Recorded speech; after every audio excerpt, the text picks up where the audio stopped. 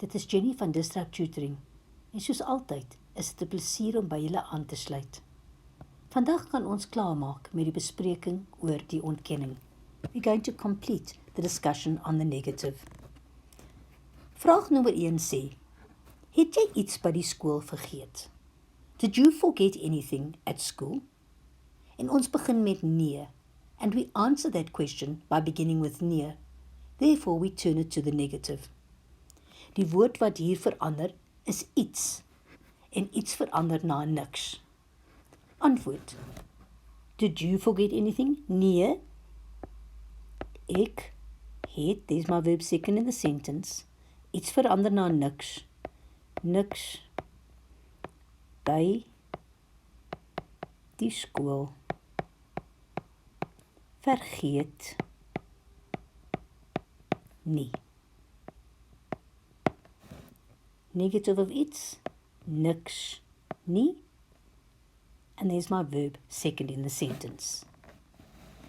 Vraag nommer 2.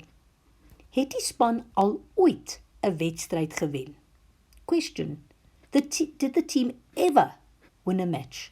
Al ooit is emphatic. Ever, ever. Negative. Nee. Die span het, there's my verb second in the sentence, and al ooit changes to nog nooit nie. Het nog nooit 'n wedstryd gewen nie. The negative of al ooit is nog nooit nie. Voordat ek afsluit, wil ek net baie dankie sê aan ons Epic Borgmaatskappy wat hierdie video moontlik gemaak het. Lees alles oor hulle in die beskrywing hieronder. Onthou om ons webtuiste te besoek vir meer van hierdie Epic Studieklas video's. As jy nie die antwoord op jou vraag kan vind nie, stuur vir ons die vraag en ons sal antwoord met 'n persoonlike video, net vir jou.